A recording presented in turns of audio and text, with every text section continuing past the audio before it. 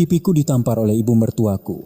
Suamiku, Budi, terdiam selama 3 detik lalu berkata, "Wati, hari ini kita tinggalkan rumah ini." Saat itu adalah hari di mana terik matahari bulan Maret menyiram genteng tanah liat berwarna merah bata dari rumah induk keluarga Prawiro, membuatnya seolah terbakar. Dapur yang sempit terasa menyesakan oleh campuran bau asap kayu bakar, minyak kelapa, aroma opor ayam yang kaya rempah, dan uap nasi yang sedang ditanak. Aku berjongkok di dekat tungku yang panas. Peluh yang mengalir di kedua pelipisku membasahi kerah daster batikku yang sudah usang. Hari ini adalah tahlilan untuk memperingati hari wafat almarhum kakek, hari di mana seluruh kerabat berkumpul. Semua pekerjaan dapur adalah tanggung jawabku sebagai menantu dari anak laki-laki pertama. Setelah hidup lebih dari 20 tahun sebagai menantu, aku sudah sangat terbiasa dengan kesibukan seperti ini. Namun, yang membuatku gentar bukanlah tumpukan pekerjaan, melainkan tatapan tajam ibu mertuaku. Ibu Sumarni, mertuaku, duduk di kursi goyang di beranda, mengipas-ngipas dengan kipas anyaman, tetapi matanya yang tajam tak pernah lepas dari dapur sedetik pun. Setiap gerak-gerikku berada di bawah pengawasannya yang ketat. "Wati, itu air sumur yang sengaja ditimba untuk menyeduh teh almarhum kakek. Kenapa kamu pakai untuk mencuci piring? Boros sekali kamu ini." Di sela-sela suara piring yang beradu, suara tajam Ibu Sumarni menyelinap keluar dari sela-sela giginya. Aku terkejut dan meletakkan mangkuk yang kupegang. Aku hanya mengambil sedikit air dari tempayan untuk membilas mangkuk-mangkuk dari gudang yang sangat berdebu, karena khawatir akan berbau jika menggunakan air ledeng. "Sejak kapan kamu belajar membantah?" Meskipun usianya hampir 80 tahun, Ibu Sumarni berdiri dengan sangat cepat. "Kamu sudah lebih dari 20 tahun menjadi menantu di rumah ini, tapi masih belum belajar hemat dariku. Apa kamu pikir harta keluarga ini bisa kamu pakai sesukamu seperti air sungai? Budi terlalu memanjakanmu jadi kamu besar kepala." Aku hanya menunduk dalam diam. Sabar adalah pelajaran pertama yang kupelajari saat melangkahkan kaki ke rumah ini. Orang tuaku, yang hanya guru honorer miskin, selalu berkata, hidup sebagai menantu, jika punya 3 lapis kesabaran, kesulitan apapun pasti bisa dilewati. Aku terus bersabar hingga rambut hitamku mulai diselingi uban. Aku menahan semuanya agar suamiku, Budi, tidak kesulitan, dan agar anak-anak kami bisa memiliki keluarga yang harmonis. Namun, kesabaranku sepertinya hanya membuat kekerasan hati Ibu Sumarni semakin menjadi-jadi. Di dapur juga ada beberapa adik ipar dan keponakan. Di antara mereka, Rini, adik ipar perempuanku yang terkenal paling cerewet, ikut campur sambil mengukir wortel untuk hiasan tumpeng. "Benar kata ibu Mbak Wati, kalau Mbak boros, nanti kalau ada apa-apa kan, Mas Budi juga yang menanggung bebannya. Setetes air, sepercik listrik pun harus dihargai." Aku hanya tersenyum canggung sambil melanjutkan pekerjaanku. Saat hampir semua hidangan untuk keselamatan selesai disiapkan, aku membawa nampan besar berisi lauk pauk untuk ditata di pendopo. Saat itulah, tanpa sengaja, kakiku tersandung tungku kecil yang diletakkan di lantai. Tubuhku oleng, dan nampan itu miring. Beberapa tetes kuah opor ayam yang panas muncrat ke atas taplak meja tenun putih bersih kesayangan Ibu Sumarni. "Astaga, apa yang kamu lakukan?" Ibu Sumarni menjerit. Suaranya membuat semua tamu di pendopo menoleh ke arah dapur. "Maaf Bu, saya tidak sengaja." Aku segera meletakkan nampan dan mengambil lap. Belum selesai aku bicara, angin kencang terasa menyambar sisi wajahku, disusul suara plek yang tajam. Pipi kiriku seketika kebas dan terasa panas seperti terbakar. Dapur menjadi hening seketika. Aku membeku di tempat, tangan yang gemetar masih memegang lap. Aku sudah tak terhitung kali dimarahi oleh Ibu Sumarni, tetapi baru kali ini aku ditampar di depan seluruh kerabat. Tamparan itu tidak hanya menyakitkan kulit, tetapi juga menghancurkan harga diri yang telah kubangun dan kujaga selama puluhan tahun. Air mata panas karena rasa malu dan sakit hati menggenang di pelupuk mataku. Saat aku menunduk, bayanganku sendiri yang tampak menyedihkan dan hina terlihat bergetar di lantai. "Dasar ceroboh, membawa nampan saja tidak becus, apa gunamu di rumah ini? Sial sekali kami, keluarga Prawiro, mendapatkan menantu sepertimu." Makian Ibu Sumarni terus berdengung di telingaku, tetapi aku tidak bisa lagi mendengarnya dengan jelas. Telingaku seakan tuli dan jantungku membeku karena penghinaan. Di tengah bisik-bisik pada kerabat, aku benar-benar ingin bersembunyi di mana saja. Selama lebih dari 20 tahun aku bekerja keras sebagai menantu, tidak pernah sekalipun mengeluh, dan balasannya adalah sebuah tamparan di depan umum di siang bolong. Saat itu, suamiku, Budi, sedang menemani para tetua dan tamu di pendopo. Mendengar keributan dan teriakan ibunya, ia bergegas datang. Yang ia lihat adalah aku yang berdiri terpaku dengan pipi merah bengkak sambil menunduk dan ibunya yang berdiri dengan tangan di pinggang dan wajah penuh amarah. Aku bisa melihat tubuh suamiku menegang sesaat. Tatapannya yang biasanya teduh kini menjadi dingin dan berat. Ia memandangku, lalu ibunya, dan kemudian nampan yang isinya tumpah di lantai. Udara di sekitar terasa membeku. Bisik-bisik para kerabat pun perlahan mereda.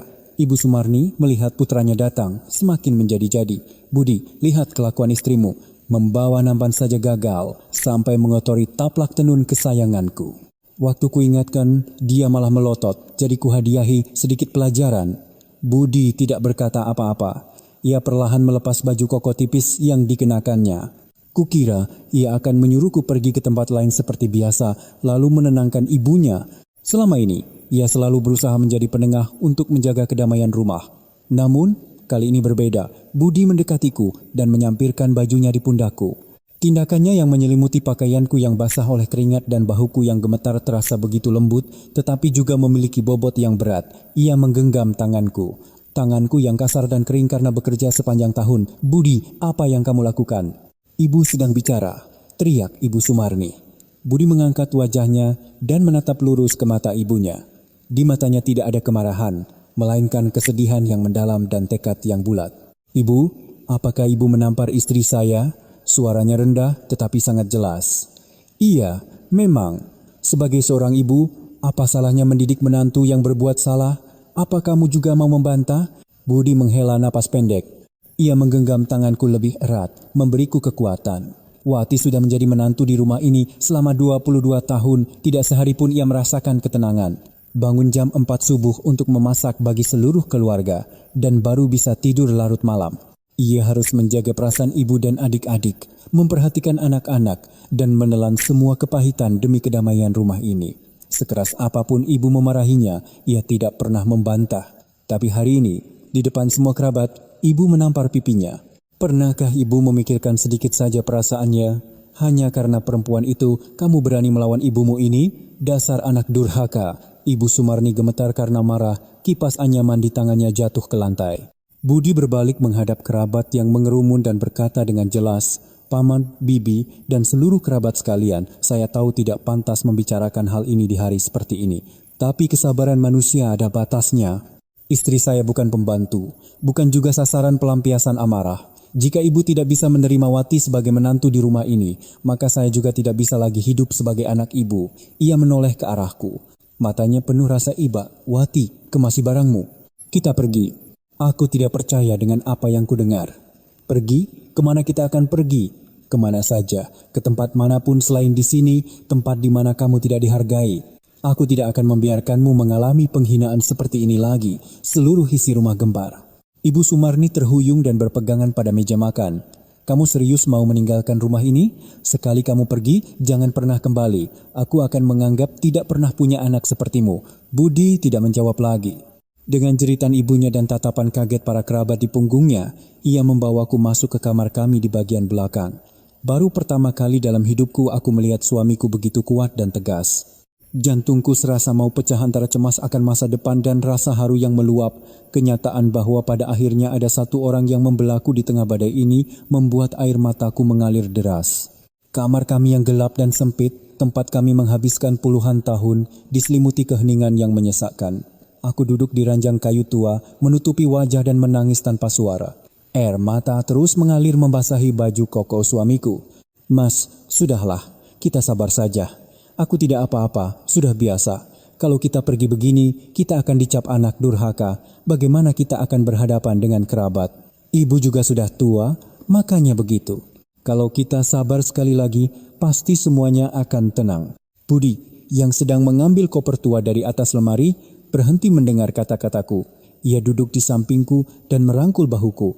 Wati, lihat aku. Ia mengangkat wajahku dan menyeka air mata di pipiku dengan ibu jarinya. Mengalah itu berbeda dengan diinjak-injak. Selama 20 tahun ini, kamu sudah tak terhitung kali mengalah.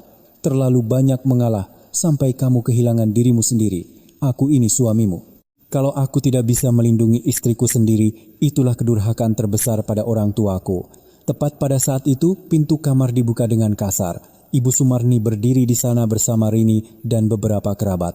Wajah Ibu Sumarni memerah padam dan napasnya terengah-engah. Aku tanya untuk terakhir kalinya, apa kamu tidak bisa meletakkan koper itu? Ia menunjuk koper di tangan Budi. Hanya karena satu orang luar itu, kamu mau membuang ibu tua ini dan para leluhur? Di mana kamu jual baktimu pada orang tua? Kalau kamu pergi, siapa yang akan mengurus selamatan di rumah ini? Siapa yang akan menjaga rumah ini? Rini ikut menimpali. Suaranya melengking. Mas Budi, apa Mas serius? Kalau Mbak Wati salahkan, wajar kalau ibu menasihatinya. Kenapa jadi seheboh ini? Apa Mas mau mencoreng muka kita? Nanti semua orang di kampung akan menunjuk-nunjuk dan menertawakan Mas sebagai laki-laki yang kabur dari rumah mengikuti istri. Budi berdiri di depanku seolah melindungiku. Ia menatap lurus pada ibunya dan berkata dengan tegas, "Ibu, saya tidak pernah melupakan orang tua. Tapi menjadi anak bukan berarti saya harus membiarkan ibu menghina istri saya. Saya pergi bukan untuk membuang ibu. Uang belanja bulanan akan tetap saya kirim, dan kalau ibu sakit, saya akan langsung datang merawat. Tapi saya tidak bisa lagi membiarkan Wati hidup dalam hinaan seperti ini di sini. Saya pergi justru untuk menjaga sisa-sisa rasa hormat terakhir antara ibu dan menantu. Aku tidak butuh uangmu, aku tidak butuh anak sepertimu." Ibu Sumarni berteriak lalu terduduk di lantai dan mulai menangis. "Oh Bapak, kenapa kau pergi lebih dulu dan membiarkan perempuan tua ini menderita begini? Anak laki-lakiku lebih mendengar kata istrinya dan mengusir ibu tuanya sendiri, sungguh tidak adil." Tangisan Ibu Sumarni terdengar ke seluruh penjuru kampung. Para tetangga yang penasaran mulai mengintip dari luar gerbang. Hatiku terasa tercabik-cabik. Di satu sisi suamiku, di sisi lain ibu mertuaku. Aku berdiri di antara mereka, tidak tahu harus berbuat apa. "Mas, tolonglah." Aku memegang lengan bajunya. Budi menatapku. Di matanya ada tekad sekeras baja yang belum pernah kulihat sebelumnya. Ia berlutut di lantai yang dingin dan menundukkan kepalanya dalam-dalam sebanyak 3 kali kepada ibunya. "Ibu, terima kasih atas jasa ibu telah melahirkan dan membesarkan saya. Tapi hari ini, saya harus membawa istri saya pergi dari sini. Saya tidak ingin rasa sakit hati ini suatu saat berubah menjadi dendam. Maafkan saya, Bu." Setelah menyelesaikan kata-katanya, ia mengambil koper, menarik tanganku, dan keluar dari kamar. Kami melewati ruang tengah tempat foto almarhum kakek dipajang, melewati hidangan selamatan yang belum selesai disiapkan, dan berjalan di tengah tunjukkan jari para kerabat. Rini mencoba merebut koper kami. Budi menepis tangannya dengan ringan. "Mas, kalau Mas melangkah keluar dari gerbang ini, jangan harap bisa kembali. Mas akan kehilangan segalanya. Rumah ini, tanah ini, sejengkal pun tidak akan menjadi bagian Mas." Suara Rini yang penuh kedengkian terdengar dari belakang. Budi tidak menoleh. Ia membawaku keluar dari gerbang kayu jati rumah induk yang sudah tua. Di depan kami terbentang jalan desa yang sepi dan berdebu di bawah terik matahari siang. Aku berjalan di sampingnya, hatiku terasa berat, tetapi di sisi lain ada perasaan lega yang aneh. Untuk pertama kalinya dalam 20 tahun, aku tidak mendengar makian ibu mertuaku di telingaku. Untuk pertama kalinya dalam 20 tahun, aku merasa menghirup udara kebebasan, meskipun bayarannya adalah diusir tanpa membawa apa-apa. Kami terus berjalan. Kami tidak tahu apa yang akan terjadi selanjutnya, tetapi tangan Budi masih menggenggam tanganku dengan hangat dan erat. Air mata terakhir yang mengalir di pipiku bukan lagi air mata penghinaan. Itu adalah air mata yang menandai dimulainya sebuah perjalanan baru untuk mencari rumah kami yang sesungguhnya. Gerbang kayu jati yang berat tertutup dengan bunyi belam di belakang kami. Suara itu terdengar kering, seolah menandakan berakhirnya semua hubungan. Aku menoleh ke belakang untuk terakhir kalinya.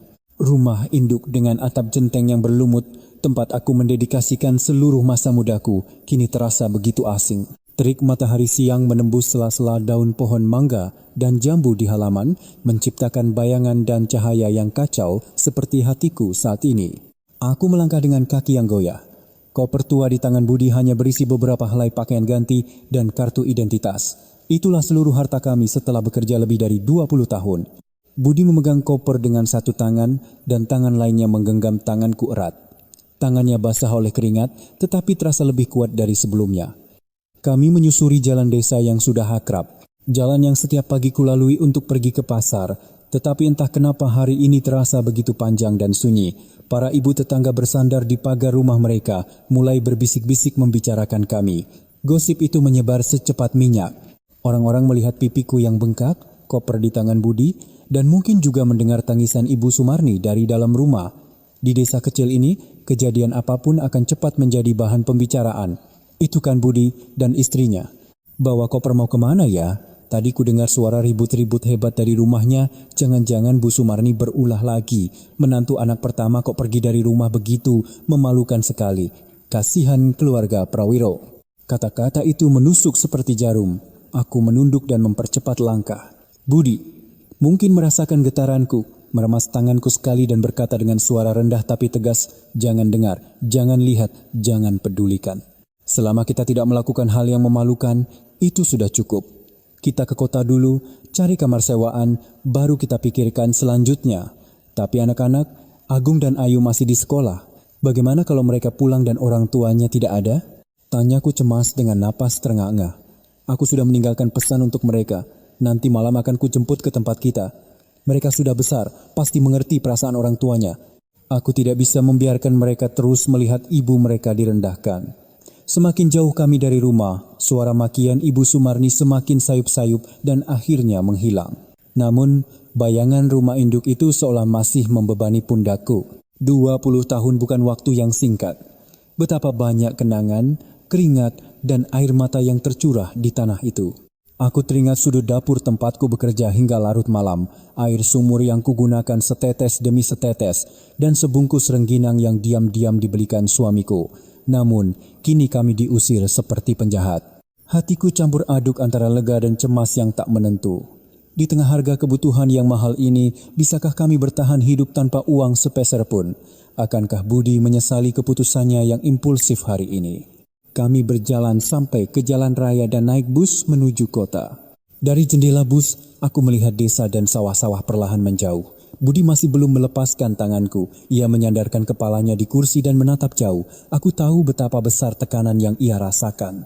Ia adalah anak laki-laki satu-satunya, kebanggaan Ibu Sumarni. Dan kini ia memilih untuk menentang ibunya demi melindungi istrinya. Bagi orang yang sangat menjunjung tinggi bakti pada orang tua sepertinya, harga kebebasan ini pasti sangat mahal. Sesampainya di kota, kami mulai mencari tempat tinggal. Kota ini ramai dan berdebu, berbeda dengan desa. Setelah hampir 2 jam berjalan menyusuri gang-gang sempit, kami menemukan sebuah kamar di kontrakan petak di ujung gang buntu. Kamarnya hanya seluas sekitar 3 kali 3 meter, cat dindingnya sudah menguning, tetapi pemiliknya tampak ramah. Sewanya 300.000 sebulan, listrik dan air bayar sendiri ya. Dapur dan kamar mandi ada, tapi dipakai bersama, kata pemilik kontrakan sambil membolak-balik kunci. Budi menatapku seolah meminta pendapat dan aku mengangguk. Saat ini, memiliki tempat untuk beristirahat saja sudah sangat bersyukur. Budi membayar uang jaminan dan menerima kunci. Saat pintu kontrakan dibuka, bau apek menyergap hidung kami. Kamarnya kosong melompong, hanya ada sebuah dipan kayu tua dan satu bola lampu remang-remang. Aku meletakkan koper di lantai. Budi menutup pintu dan suara kunci diputar terdengar kering. Ia menatapku lalu memandang sekeliling kamar yang kecil dan kumuh ini. Lalu tiba-tiba ia memelukku erat. Seolah ingin mengukirku di dadanya, ia memelukku dengan sekuat tenaga. Maafkan aku, Wati. Gara-gara menikah denganku, kamu selalu menderita dan sekarang harus tinggal di tempat seperti ini. Aku benar-benar minta maaf. Aku membenamkan wajah di dadanya, mendengar detak jantungnya yang teratur. Semua rasa sakit dan lelah yang menumpuk sejak pagi seolah luruh seperti salju yang mencair. Aku balas memeluk punggungnya dan berkata dengan suara tercekat, "Asalkan ada Mas dan anak-anak, dimanapun adalah rumah kita. Aku tidak takut menderita." Aku lebih takut kalau hati Mas yang sakit. Kamar kecil itu seketika terasa hangat.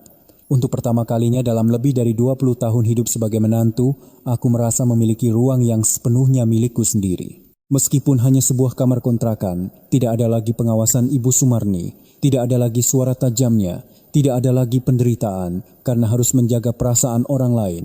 Ini adalah kebebasan yang pahit, tetapi juga sangat manis. Sore harinya, cahaya senja masuk melalui jendela kecil kontrakan, menerangi butiran-butiran debu yang melayang di udara.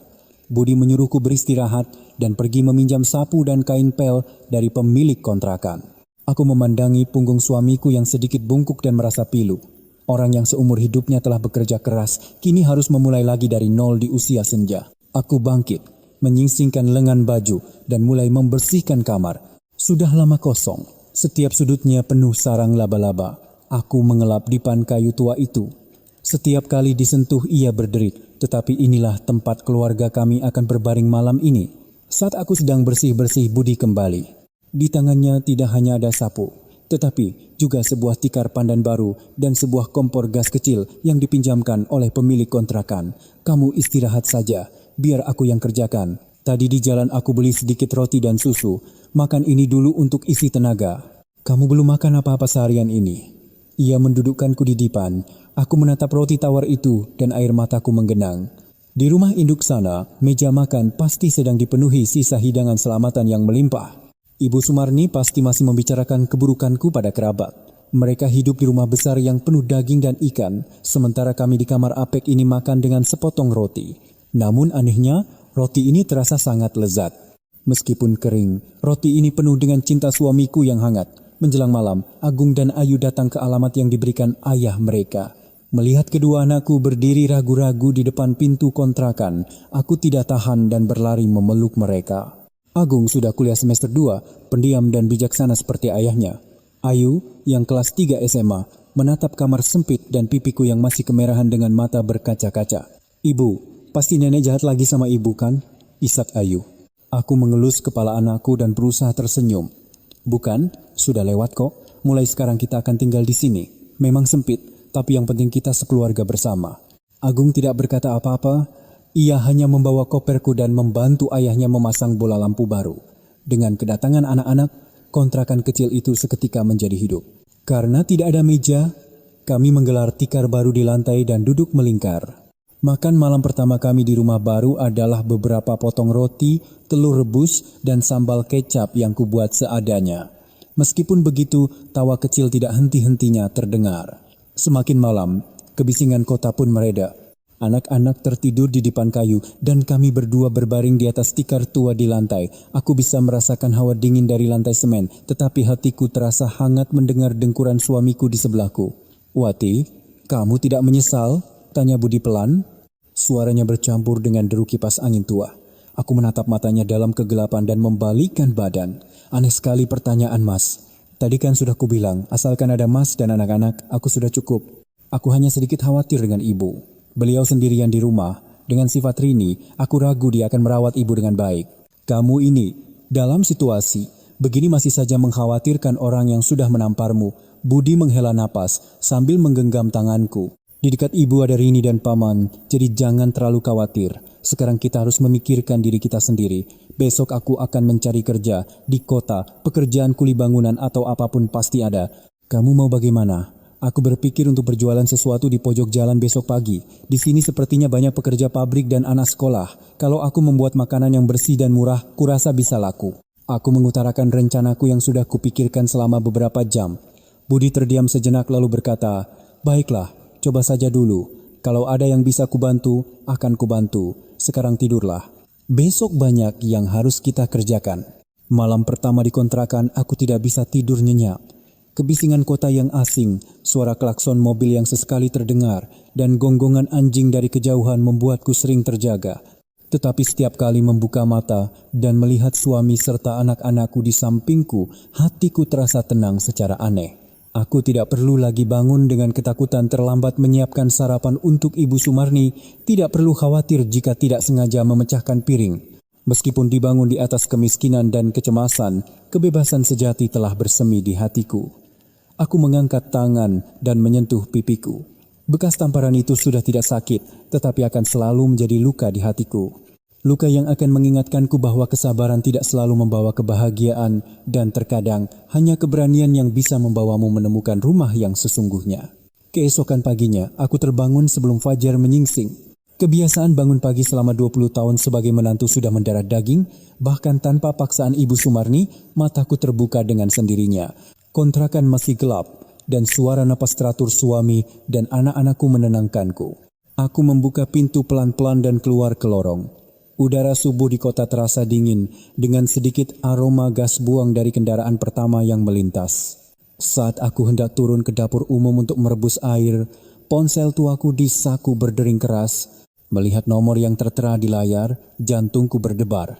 Itu Rini, adik iparku yang terkenal sebagai corong keluarga Prawiro. Aku menarik napas dalam-dalam dan menekan tombol jawab. Sebelum aku sempat bicara, suara melengking Rini sudah menyembur dari seberang. Mbak Wati, hebat sekali ya sekarang.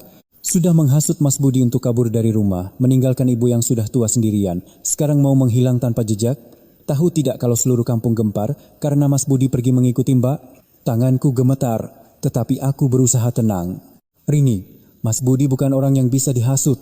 Dia pergi atas kemauannya sendiri, dan untuk ibu kan ada kamu dan paman di dekat sana. Sejak kapan belajar membantah? Paman sedang pergi ke luar kota, dan aku juga punya urusan rumah tangga dan anak-anakku sendiri. Siapa yang akan menyiapkan makan dan obat ibu setiap hari? Mbak Wati itu menantu anak pertama kan? Sudah enak-enakan di keluarga Prawiro. Sekarang mau lari dari tanggung jawab? Asal Mbak tahu saja, ibu sekarang sedang terbaring sakit karena tekanan darahnya naik. Kalau terjadi apa-apa dengan ibu, apa Mbak bisa menanggung dosa durhaka itu? Tuduhan Rini menusuk hatiku seperti pisau. Aku tahu Ibu Sumarni memiliki riwayat tekanan darah tinggi, jadi kabar ia terbaring sakit membuatku cemas. Namun, aku segera teringat tamparan kemarin. Tatapan dingin Ibu Sumarni dan kata-kata hinaannya kepada orang tuaku kembali terngiang dengan jelas. Rini, aku pergi karena aku sudah tidak sanggup lagi.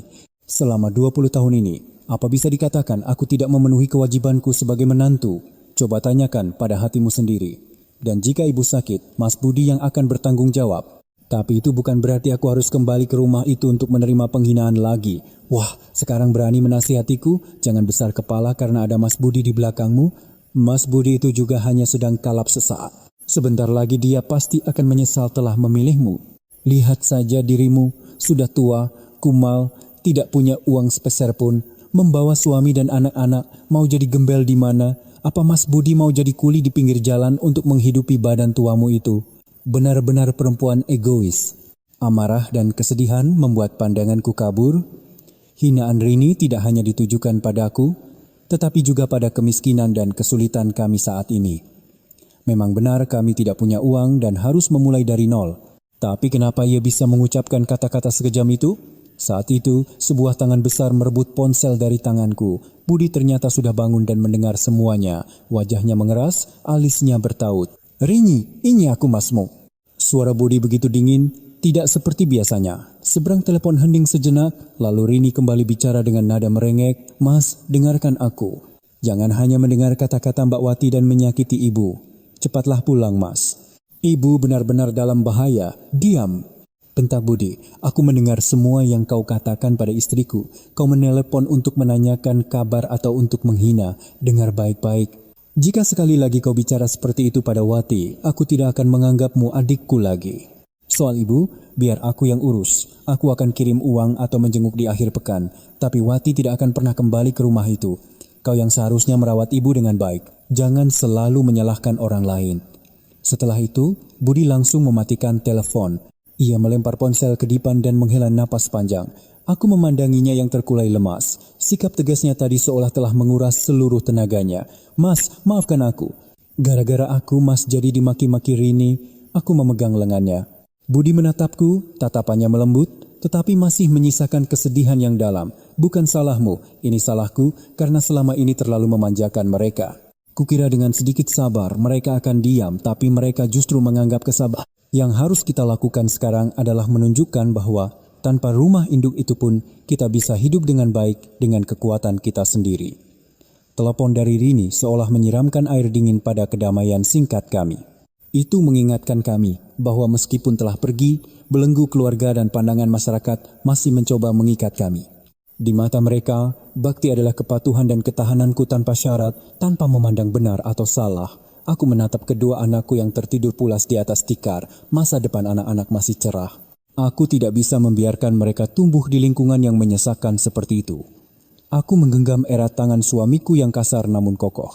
Besok, aku akan memulai usaha pagiku yang pertama. Akan banyak kesulitan, Tetapi aku percaya, jika kami berdua bersatu hati, rumah yang damai yang selama ini kuidamkan pasti akan menjadi kenyataan. Suara peluit kereta dari stasiun terdekat memecah keheningan pagi. Hari yang baru dan hidup kami pun, meskipun berat, telah membuka lembaran baru yang penuh harapan. Alarm ponsel tua berbunyi pada pukul 3 pagi, memecah keheningan di kawasan kontrakan yang miskin. Aku bangun dengan hati-hati agar tidak membangunkan Budi dan kedua anakku. Di kamar seluas 3 kali 3 meter ini, setiap gerakan harus diperhitungkan. Mengenakan sweater tipis, aku menuju dapur umum kontrakan. Hawa dingin subuh menyusup melalui celah pintu, menusuk kulit, tetapi hatiku membara dengan tekad yang aneh.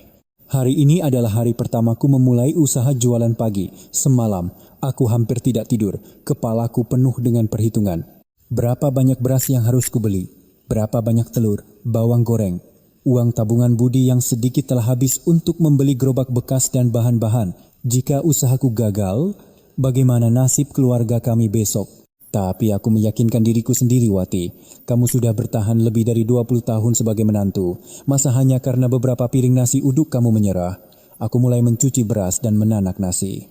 Seiring dengan suara air mendidih, aroma gurih nasi uduk dan wangi daun salam menyebar di udara. Saat nasi matang dengan sempurna, aku tersenyum tipis. Keahlian memasak ini kuwarisi dari nenekku dan telah terasah selama puluhan tahun sebagai menantu keluarga Prawiro. Dulu, aku memasak hanya untuk hidangan selamatan besar, di mana setiap butir nasi akan diperiksa oleh Ibu Sumarni apakah terlalu lembek atau terlalu keras. Tapi sekarang, nasi ini adalah harapan dan sumber penghidupan keluargaku. Tepat pukul 5 pagi, aku mendorong gerobakku ke sudut geng. Jalanan kota sudah mulai ramai. Para pekerja pabrik yang berangkat pagi dan para siswa yang mengucek mata kantuk berjalan lalu lalang. Aku berdiri di samping gerobak kecilku. Sebuah papan kardus bertuliskan tangan nasi uduk 5.000 kupasang. Jujur, awalnya aku sangat malu. Selama lebih dari 20 tahun hanya berkutat di dapur rumah induk, berjualan di pinggir jalan seperti ini adalah hal yang tidak pernah kulakukan. Aku hanya menunduk dan merasa canggung setiap kali ada yang melihat. Bu, nasi uduk 1 ya. Pakai telur balado sama bawang goreng yang banyak. Suara seorang siswa laki-laki membuatku tersadar. Aku bergegas membuka termos nasi. Uap mengepul, aroma gurih menyebar. Aku mengambil nasi dengan centong, membentuknya, lalu menambahkan lauk telur balado dan taburan bawang goreng yang melimpah. Aku menyerahkan bungkusan nasi uduk itu dan menerima uang Rp5.000 dengan tangan gemetar. Terima kasih, kataku pelan. Inilah uang pertamaku yang kudapatkan dari hasil jeripayahku sendiri. Bukan uang pemberian suami untuk belanja. Bukan juga angpau dari kerabat saat lebaran. Ini adalah hasil dari keringat, air mata, dan kerja kerasku. Pagi itu, aku sibuk tanpa henti. Orang-orang tertarik dengan aroma yang wangi dan mungkin juga dengan penampilanku yang sederhana. Satu persatu mereka membuka dompet. Sekitar pukul 9 pagi, isi termos nasiku ludes. Aku mendorong gerobakku kembali ke kontrakan. Kakiku pegal, tetapi hatiku terasa ringan seperti kapas. Aku duduk di atas tikar tua dan mengeluarkan lembaran-lembaran uang lecek dari sakuku. Uang 1.000-an, 2.000-an, 5.000-an yang kotor dan kusut, tetapi saat ini terasa lebih berharga dari apapun. Aku meluruskannya satu persatu dan merapikannya. Budi pulang kerja dan melihatku sedang menghitung uang. Ia duduk di sampingku. Bagaimana jualan hari ini? Tanyanya dengan tatapan cemas. Laku semua, Mas. Setelah dikurangi modal masih ada sisa beberapa puluh ribu. Cukuplah untuk bayar uang les Ayu dan sewa kontrakan. Aku memberikan selembar uang 10.000-an yang masih kaku kepada Budi. Mas, ambil ini untuk minum kopi. Mas kerja berat, jangan terlalu hemat. Budi menatap lembaran uang itu lalu menatapku. Matanya sedikit memerah. Ia tidak mengambil uang itu, melainkan menggenggam tanganku. Tanganku yang masih berbau bawang goreng dan hangat oleh uap nasi. Tidak, kamu simpan saja. Aku tidak tega melihatmu bekerja keras. Apa maksud Mas tidak tega? Mas tidak tahu betapa bahagianya aku bisa bekerja dan menghasilkan uang sendiri. Dulu di rumah sana, sekeras apapun aku bekerja, yang kudapat hanya omelan. Di sini, para pembeli memuji masakanku enak, mereka juga mengucapkan terima kasih. Mas mengerti nilai diriku ada di dalam uang ini. Kami berdua saling pandang dan tersenyum. Dinding kontrakan masih berbau apek dan uang itu mungkin hanya recehan bagi orang lain, tetapi bagi kami itu adalah batu bata pertama untuk membangun kepercayaan pada kehidupan yang bebas. Aku baru sadar. Kemewahan di rumah induk hanyalah sangkar emas yang indah, Sementara kemiskinan di kontrakan ini justru membukakan langit yang luas untukku. Kehidupan di kota tidak semudah yang dibayangkan. Di balik gemerlapnya, tersembunyi kehidupan keras para pekerja miskin. Jika aku bersusah payah dengan jualan pagiku, maka Budi harus menahan pekerjaan fisik yang berat yang belum pernah ia sentuh sebelumnya. Sebagai anak laki-laki pertama dari keluarga terpandang di desa, ia adalah orang yang punya harga diri. Di desa, ia hanya mengerjakan pekerjaan sawah yang ringan dan mengurus acara keluarga. Tapi di kota, demi penghasilan, ia melakukan pekerjaan apa saja. Suatu hari ia bekerja semalaman mengangkut barang di stasiun dan baru pulang saat fajar. Melihat suamiku yang berdebu berjalan terhuyung-huyung di bawah lampu jalan yang remang-remang, hatiku terasa pedih. Pernah juga ia pulang dengan tangan berdarah karena tergores sudut peti kemas. Saat aku mengobati lukanya, ia menahan sakit sambil berusaha menenangkanku. Tidak apa-apa, aku masih kuat. Luka begini tidak ada apa-apanya dibandingkan saat ibu menampar pipimu.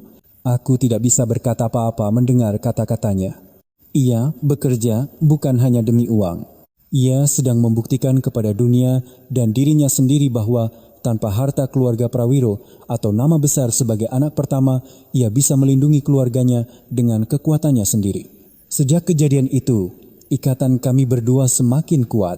Dulu di rumah sana, kami bahkan tidak punya waktu untuk duduk dan berbincang. Aku sibuk dengan pekerjaan rumah, ia sibuk dengan urusan desa dan keluarga.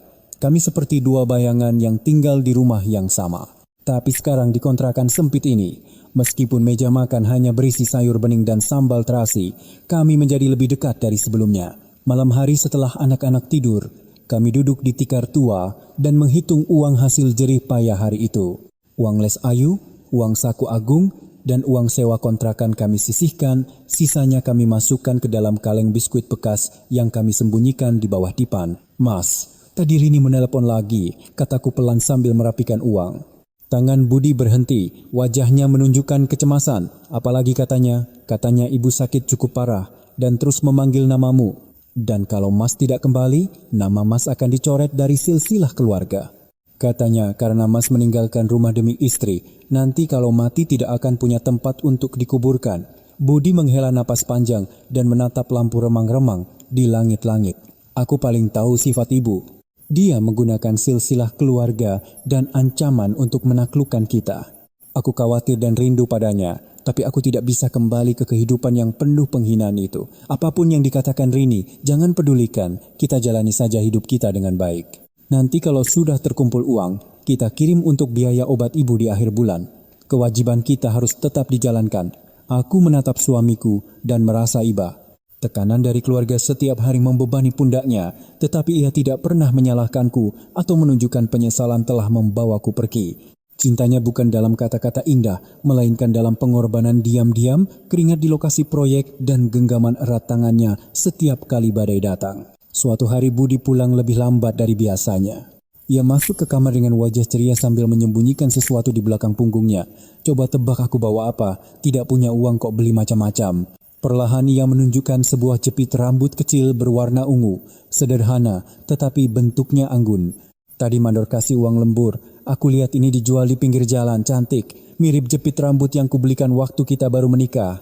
Jepit rambutmu kan sudah lama rusak, aku tidak tega melihatmu hanya mengikat rambut dengan karet gelang. Aku menerima jepit rambut itu, menahan perasaan haru. Di tengah semua kesulitan ini, ia masih memperhatikan hal-hal kecil tentangku. Aku menyematkan jepit itu di rambutku yang mulai beruban dan mematut diri di pecahan cermin. Cantik sekali. Malam itu berbaring di kontrakan kecil, mendengar suara rintik hujan di atap seng, aku merasa menjadi orang paling kaya di dunia. Kami tidak punya rumah bagus, mobil, atau kemewahan, tetapi kami memiliki satu sama lain. Cinta suami istri yang saling mengasihi dan melewati kesulitan bersama adalah harta paling berharga yang tidak bisa direbut oleh kekuatan apapun. Jalan di depan masih panjang dan terjal, tetapi selama Budi ada di sisiku, aku tidak akan pernah takut. Waktu berlalu dan hampir setahun sejak kami pindah ke kota, kehidupan kami perlahan mulai stabil.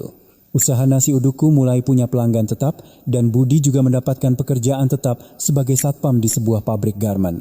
Malam hari, ia terkadang membantu memperbaiki listrik atau saluran air di rumah tetangga untuk mendapatkan penghasilan tambahan. Namun, seiring dengan tumbuhnya anak-anak, kontrakan seluas 3 kali 3 meter itu terasa semakin sempit.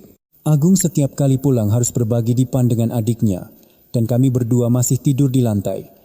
Suara bising dari kamar sebelah dan kelembapan saat musim hujan sering membuatku tidak bisa tidur nyenyak. Suatu sore saat makan malam, Budi mengeluarkan secari kertas bergambar dan membentangkannya di atas tikar. "Wati anak-anak, Bapa mau bicara." Semua anggota keluarga berkumpul mengelilingi kertas itu. Budi menunjuk gambar denah dengan jarinya.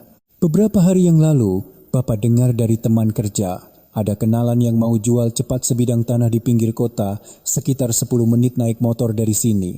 Katanya untuk biaya rumah sakit anaknya. Tanahnya hanya 100 meter persegi di dalam gang, tapi udaranya bagus dan harganya terjangkau. Aku terkejut. Beli tanah, uang yang kita kumpulkan di kaleng biskuit itu kan tidak akan cukup." Budi tersenyum, matanya penuh harapan. "Sudah Bapak hitung semua. Uang tabungan kita ada sekitar 20 juta. Kalau kita pinjam sedikit dari keluargamu dan mengajukan KPR untuk masyarakat berpenghasilan rendah, sepertinya bisa. Kita beli tanahnya dulu sambil menabung lagi untuk membangun rumah kecil. Cukuplah untuk anak-anak punya kamar sendiri, rumah sendiri." Dua kata itu terasa seperti mimpi yang sangat jauh bagiku. Rumah lama kami memang besar dan megah, tetapi aku tidak pernah merasakannya sebagai rumahku sendiri. Aku selalu seperti tamu atau pembantu tanpa upah di sana, yang harus hidup dengan menjaga perasaan tuannya. Kini suamiku berkata akan membeli tanah dan membangun rumah, jantungku berdebar kencang. "Bapak, kalau kita punya rumah baru, aku boleh tanam bunga kan?" tanya Ayu gembira. "Tentu saja nak, nanti Bapak buatkan taman kecil supaya putri Bapak bisa menanam mawar kesukaannya." Budi mengelus kepala putrinya. Agung pun ikut bicara. "Aku juga punya tabungan dari kerja paruh waktu di kafe, Pak. Bisa untuk tambahan."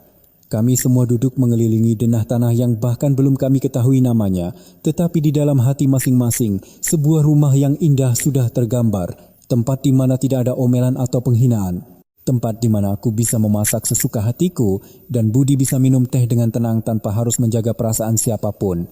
Hari Minggu di minggu itu, Budi memboncengku dengan motor tuanya untuk melihat tanah itu. Lokasinya berada di ujung gang kecil di pinggiran kota. Di sekelilingnya ada kebun sayur yang hijau dan rumpun bambu yang melambai ditiup angin, jauh dari pusat kota, tetapi udaranya bersih dan damai. Berdiri di atas tanah yang ditumbuhi ilalang, aku memejamkan mata dan membayangkan letak dapur, ruang tengah, dan kamar anak-anak. "Bagaimana?" tanya Budi, di sampingku sambil menggenggam tanganku. "Bagus sekali Mas, di sini rasanya tenang. Seperti memang sudah menjadi tempat kita." "Kalau begitu, sudah diputuskan." Aku mengangguk, air mata haru mengalir. Membeli tanah ini berarti kami harus hidup sangat hemat dan menanggung utang yang tidak sedikit. Tetapi sebagai gantinya, kami akan mendapatkan tujuan hidup dan tempat berteduh yang sesungguhnya di hari tua. Malam itu, kami mengeluarkan semua uang yang kami simpan di kaleng biskuit. Lembaran-lembaran uang lecek itu berbau keringat di hari-hari musim panas yang terik dan hawa dingin di malam-malam musim dingin. Kami memulai perjalanan untuk mengubah mimpi menjadi kenyataan. Setiap lembar uang yang akan kami masukkan ke kaleng biskuit mulai sekarang akan memiliki makna baru. Ia akan menjadi satu bata, satu sak semen, satu genteng untuk rumah kami yang bahagia. Mimpi tentang rumah kecil itu tidak lagi jauh. Ia dimulai dari cinta suami istri yang satu hati dan tekad kuat orang-orang yang telah meninggalkan masa lalu yang kelam dan beracun untuk mencari masa depan yang cerah.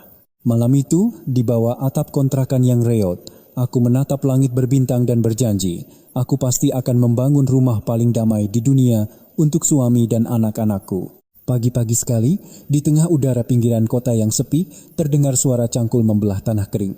Hari ini adalah hari baik. Kami berdua mengadakan selamatan kecil untuk memulai pembangunan rumah kami.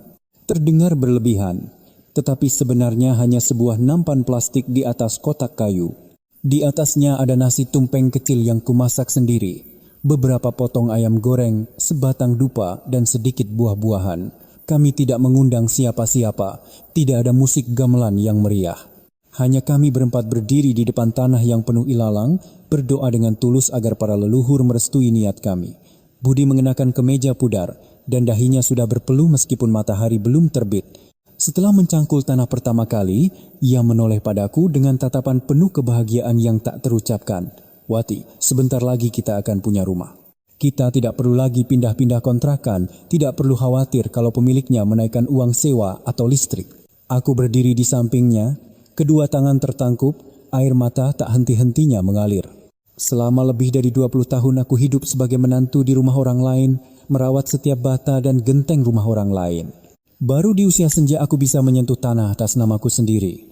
Perasaan ini sungguh aneh, bukan kegembiraan seperti memenangkan undian, melainkan ketenangan yang muncul dari lubuk jiwa. Seperti burung yang lelah terbang akhirnya menemukan dahan pohon yang kokoh untuk beristirahat. Setelah selamatan selesai, para tukang mulai bekerja. Untuk menghemat biaya, Budi mengambil cuti beberapa hari dari pekerjaannya sebagai satpam dan ikut mengaduk semen serta mengangkut bata. Agung juga setiap akhir pekan datang dengan bus dan membantu ayahnya di bawah debu bangunan.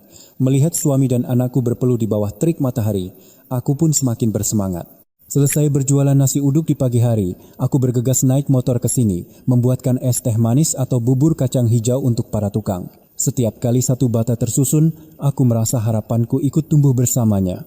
Rumah kami adalah rumah sederhana dengan ruang tengah dan dapur yang menyatu, serta 2 kamar sangat kecil untuk anak-anak. Tapi bagiku, ini terasa lebih megah dari istana manapun. Aku sendiri yang memilih keramik murah tapi cantik dan warna cat untuk dinding pun kupilih dengan hati-hati. "Ibu, nanti di sini aku tanam rambatan mawar, ya?" kata bapak mau dibuatkan pagar bambu. Celoteh Hayus sambil mencabuti rumput di halaman. "Iya nak, tanam saja semua yang kamu suka." "Ina, ini kan sudah rumah kita. Kita hias sesuka hati kita." Aku tersenyum, hatiku terasa hangat. Malam hari, berbaring di kontrakan sempit menanti rumah kami selesai. Kami mengeluarkan buku catatan keuangan. Utang bank, pinjaman dari kerabat, semuanya terasa berat, tapi anehnya hati kami ringan. Karena sekarang kerja keras kami bukan untuk menyenangkan orang lain, melainkan semata-mata untuk masa depan kami sendiri. Di hari terakhir pemasangan genteng, Budi berdiri di atas tangga dan memandang aku serta anak-anak di bawah. Ia mengacungkan jempol dan tersenyum lebar. Di bawah sinar matahari senja keemasan, rumah kecil kami berdiri dengan sederhana namun kokoh. Itu bukan sekadar bata dan semen. Itu adalah kristalisasi dari keringat, air mata, dan keberanian yang tak terhitung jumlahnya. Akhirnya, kami menuai buah pertama dari kebebasan kami. Saat keluarga kami dipenuhi harapan akan rumah baru, beberapa kilometer dari sana, di rumah induk, badai lain sedang mendekat secara diam-diam. Kabar dari tetangga sesekali sampai ke telingaku melalui orang-orang di pasar. Setelah kami pergi, rumah Ibu Sumarni juga tidak pernah tenang. Ceritanya begini, Rini pada awalnya bersorak gembira setelah kepergian kami. Ia berpikir seluruh harta Ibu Sumarni kini akan menjadi miliknya. Ia mulai merayu ibunya untuk membalik nama sertifikat tanah atas namanya, menjual beberapa petak sawah di dekat jembatan desa untuk modal usaha. Namun, Ibu Sumarni, meskipun begitu keras pada menantunya, sangat pelit dalam urusan harta. Ia menolak mentah-mentah, berkata bahwa tanah warisan leluhur harus diserahkan kepada anak laki-laki. Kemanapun Budi pergi, dia tetap anakku. Standar ganda dan pandangan patriarki Ibu Sumarni inilah yang akhirnya menumbuhkan keretakan antara ibu dan anak. Rini yang serakah, setelah tahu tidak akan mendapatkan apa-apa, mulai berubah sikap. Nasi hangat dan sayur berkuah tak pernah lagi tersaji, digantikan oleh sikap acuh, tak acuh, dan dingin. Insiden itu terjadi pada suatu sore yang hujan badai. Rini datang lagi, meminta uang untuk membayar utang karena usahanya gagal. Ibu dan anak itu bertengkar hebat di halaman belakang. Menurut cerita seorang tetangga, teriakan Rini terdengar kemana-mana. "Sudah tua begini, uang sebanyak itu mau buat apa? Anak kesayangan, ibu sudah kabur mengikuti istrinya. Masih saja belum sadar, berikan padaku, biar aku yang urus.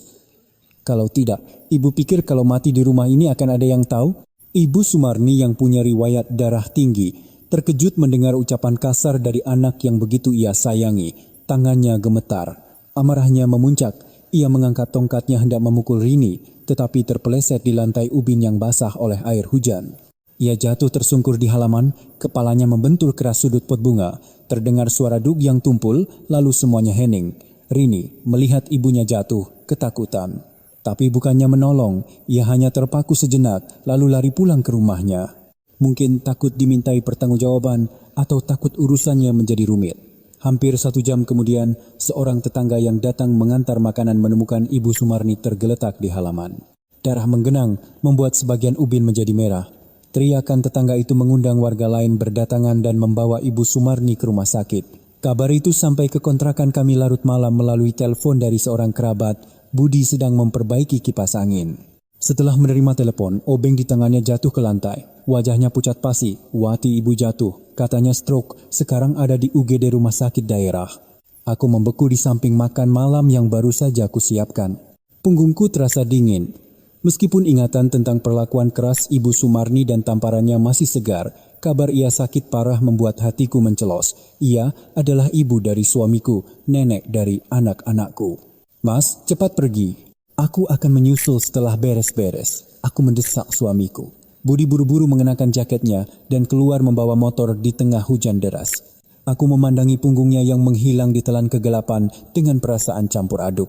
Jatuhnya Ibu Sumarni bukan sekadar kecelakaan. Itu adalah runtuhnya sistem keluarga lama yang dipertahankan dengan penindasan dan pilih kasih, serta hasil pahit dari pengkhianatan orang yang paling ia percayai. Rumah sakit daerah larut malam dipenuhi bau disinfektan dan suara sirene ambulans. Ketika aku dan anak-anak tiba di depan ruang ICU, Budi sedang bersandar di dinding koridor, matanya merah karena cemas semalaman. Di seberang, Rini dan suaminya duduk di kursi, tetapi wajah mereka lebih menunjukkan kekesalan daripada kekhawatiran. Melihat kami datang, Rini langsung berdiri dan berteriak seolah kami adalah penjahatnya. Baru datang? Gara-gara Mas dan Mbak Wati pergi dari rumah, Ibu jadi kepikiran dan jatuh sakit kan? Sekarang beliau terbaring di sana, kata dokter pendarahan otak. Biaya rumah sakitnya pasti mahal sekali. Mas kan anak pertama, jadi Mas yang harus urus. Budi menatap adiknya dan bertanya dengan suara serak. Waktu Ibu jatuh, kau di mana? Kata tetangga. Kau dan Ibu bertengkar hebat. Rini tampak gelagapan dan menghindari tatapan kakaknya. Aku hanya main ke rumah Ibu. Siapa tahu kapan beliau jatuh. Jangan percaya omongan orang dan menuduh sembarangan. Yang penting sekarang biaya rumah sakit dan siapa yang akan merawat. Kami juga punya kehidupan. Anak-anak harus sekolah. Tidak bisa terus di sini. Aku yang berdiri di sampingnya merasa seluruh tubuhku mendingin mendengar ucapan Rini. Belum lama ini ia menyebutku orang luar dan berkata, karena aku telah menikmati kebaikan keluarga Prawiro, aku harus bertanggung jawab. Tapi sekarang, saat ibu kandungnya berada di antara hidup dan mati, ia mencoba melimpahkan tanggung jawab dengan alasan sibuk. Seorang dokter keluar dari ruangan dan memberitahu bahwa Ibu Sumarni telah melewati masa kritis, tetapi separuh tubuh kirinya lumpuh dan memerlukan perawatan jangka panjang serta rehabilitasi. Mendengar itu, Rini semakin gelisah. Lumpuh? Berarti harus ada yang merawat terus-menerus. Siapa yang akan mengurusnya? Mas kan punya tabungan, Mas bayar dulu saja. Mbak Wati juga kan sekarang jualan nasi uduknya laris. Paling bagus kalau Mbak Wati yang merawat Ibu. Kan sudah terbiasa mengurus Ibu dari dulu. Saat Budi hendak membuka mulut, aku menyentuh tangannya pelan, memberinya isyarat untuk diam. Aku menatap lurus pada Rini dan berkata dengan nada tenang namun tegas. Merawat orang tua adalah kewajiban semua anak, bukan tugas satu orang saja. Tentu kami juga akan bertanggung jawab. Tapi perlu diingat, kami sekarang juga tinggal di kontrakan dan punya utang untuk membangun rumah. Kamu kan tinggal di rumah Ibu, menggarap sawah Ibu. Waktu Ibu sehat, kamu bilang Ibu dan hartanya milikmu. Kenapa sekarang mau lari? Mbak Wati, berani-beraninya kamu bicara begitu padaku. Rini tergagap, wajahnya memerah. Aku hanya mengatakan yang sebenarnya. Kita akan merawat Ibu secara bergantian. Tapi aku bukan pembantu di rumah ini, jadi kamu tidak bisa memerintahku. Kamu juga punya tanggung jawab untuk membayar biaya rumah sakit secara adil. Selama beberapa hari berikutnya di rumah sakit, wajah asli Bakti yang selama ini dibanggakan Rini terungkap. Ia hanya datang, menjenguk selama 15 menit, lalu menghilang dengan berbagai alasan, meninggalkan Ibu Sumarni sendirian dengan popok dan rasa sakitnya. Biaya rumah sakit pun ia bayar sedikit-sedikit sambil mengeluh. Budi melakukan semuanya dalam diam. Siang hari ia bekerja, malamnya ia datang ke rumah sakit untuk bergantian denganku. Melihatnya dengan telaten menyeka wajah ibunya dan memijat kakinya, aku merasa sangat iba. Ibu Sumarni, setelah sadar, tidak banyak bicara, tetapi tatapannya masih hidup. Ia melihat putrinya yang datang dan pergi seperti angin, dan di sisi lain, ia melihat menantu yang telah ia usir dengan sabar mengganti popoknya dan menyuapinya bubur sesendok demi sesendok. Terkadang, saat kami hanya berdua di kamar, Ibu Sumarni menatapku lama dan matanya berkaca-kaca. Mungkin dalam keheningan dan rasa sakit di rumah sakit, ia akhirnya mulai menyadari siapa yang benar-benar setia di sisinya. Bakti Rini yang hanya di bibir tampak begitu hina di hadapan pengabdian tulus orang yang selama ini ia remehkan. Kejadian ini telah membuka babak baru dalam hubungan kami yang rumit. Kini, bukan lagi adat yang keras, melainkan kebaikan hati yang mulai bersuara. Pukul 2 pagi, pintu kamar rumah sakit tertutup pelan di belakangku, memisahkanku dari udara koridor yang ramai dan pengap. Aku meletakkan rantang di meja kecil di samping tempat tidur dan menarik napas dalam-dalam untuk menenangkan diri. Di atas ranjang, terbaring Ibu Sumarni. Wajahnya yang dulu tajam dan angkuh kini pucat, sebagian terkulai karena lumpuh. Matanya menatap kosong ke langit-langit, napasnya terdengar berat. Aku mendekat dan menyeka wajahnya dengan handuk hangat. Tangannya yang dulu dengan kejam menamparku, kini kurus kering seperti ranting dan gemetar. Melihatnya, perasaan aneh muncul di hatiku. Bukan rasa kasihan, melainkan empati yang mendalam terhadap proses penuaan seorang manusia. Sekuat apapun seseorang di masa mudanya, pada akhirnya ia akan menjadi lemah dan membutuhkan bantuan orang lain. Sekitar setahun yang lalu, aku pergi dari rumah induk itu seperti seorang pecundang, hanya membawa penghinaan dan tangan kosong. Tapi hari ini, aku kembali ke samping ranjang Ibu Sumarni dengan morsum yang sama sekali berbeda. Aku bukan lagi menantu penakut yang hidup menahan napas di bawah tatapan mertuanya. Aku adalah seorang wanita yang telah membangun keluarganya sendiri, menjadi kepala rumah tangga dalam arti yang sebenarnya, dan yang terpenting berdiri di sini dengan kelapangan dada. Bu, saya bersihkan wajahnya sebentar. Ya, kataku dengan suara tenang. Ibu Sumarni sedikit menggerakkan matanya untuk melihatku. Di matanya tidak ada lagi penghinaan atau keangkuhan. Yang ada adalah keterkejutan dan sedikit ketakutan. Mungkin ia mengira aku akan menggunakan kesempatan ini untuk balas dendam, atau setidaknya menyindirnya. Tapi ia salah, aku tidak melakukannya. Karena aku tahu, balas dendam terbaik adalah kebaikan. Tepat saat itu, seorang bibi dari kerabat jauh yang keluarganya juga dirawat di bangsal yang sama, datang menjenguk. Melihatku sedang membersihkan sela-sela jari Ibu Sumarni dengan telaten, bibi itu berkata, "Loh, ini Wati kan? Kata orang-orang, kamu sudah mandiri, beli tanah dan bangun rumah di kota. Mertuamu sakit kok, akhirnya kamu juga yang merawat." "Rini kemana?" Aku tersenyum sambil melanjutkan pekerjaanku. "Iya Bi, Rini sibuk dengan urusan rumahnya. Lagi pula, kalau orang tua sakit kan, semua anak wajib merawat. Meskipun kami tinggal terpisah, kewajiban pada ibu mertua harus tetap dijalankan." Bibi itu berdecak dan memandang Ibu Sumarni dan aku bergantian. "Bu Sumarni, lihatlah, waktu sehat, menantu dibilang orang lain, dimarahi habis-habisan. Sekarang sakit begini. Orang lain itu yang paling setia." Tadi saya lihat Rini di koridor bertengkar dengan dokter soal biaya rumah sakit. Wajahnya masam sekali. Aku melihat Ibu Sumarni memejamkan matanya erat-erat. Setetes air mata keruh mengalir dari sudut matanya yang keriput. Aku tahu ia mendengar semuanya. Kebenaran memang selalu pahit. Di senja kehidupan, gengsi keluarga, status menantu anak pertama atau kedua, tidak ada artinya dibandingkan sesendok bubur hangat atau sebuah tangan yang menyeka wajahnya. Aku tidak perlu membuktikan kebenaranku dengan kata-kata. Tindakanku saat ini adalah jawaban terkuat atas semua penindasan di masa lalu. Pukul 4 pagi, saat kota masih terlelap, aku sudah sibuk di dapur rumah baruku. Api di atas kompor gas berdesis. Aroma gurih bubur sumsum dan santan segar memenuhi sudut halaman. Aku sedang memasak bubur untuk Ibu Sumarni. Dokter bilang beliau sudah bisa makan makanan lunak, dan aku ingin beliau makan makanan bersih dan hangat buatan tanganku sendiri. "Kamu tidak tidur semalaman begitu, nanti sakit. Urusan di rumah sakit biar aku yang tangani siang hari, kamu istirahatlah." Budi, yang baru pulang dari kerja jaga malam, mendekatiku dengan cemas. "Tidak apa-apa Mas, sudah biasa. Ibu sakit, masa diberi bubur instan kan kurang gizi. Lagi pula, selera ibu itu sangat pemilih. Buburnya harus dimasak pelan-pelan sampai lembut." Sambil berbicara, aku memasukkan bubur ke dalam rantang dan membungkusnya dengan kain tebal agar tetap hangat. Aku tiba di rumah sakit tepat saat fajar mulai menyingsing. Ibu Sumarni sudah bangun, menatap kosong keluar jendela. Melihatku, bibirnya bergerak sedikit, tetapi tidak ada suara yang keluar. Aku meninggikan bantalnya, perlahan menyendok bubur, meniupnya, lalu menyuapkannya.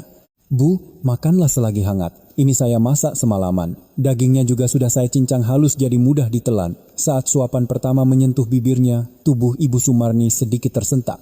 Ia memandang mangkuk bubur dan aku bergantian. Mungkin rasa ini mengingatkannya pada bubur yang selalu kubuatkan saat ia sakit flu dulu, saat aku baru menjadi menantu. Dulu ia selalu mengeluh, "Kenapa buburnya hambar begini? Kamu mau memberiku makan air?"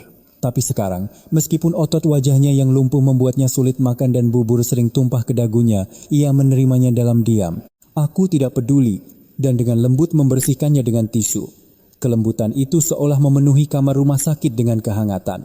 Tiba-tiba, Ibu Sumarni menggenggam tanganku dengan tangan kanannya yang tidak lumpuh.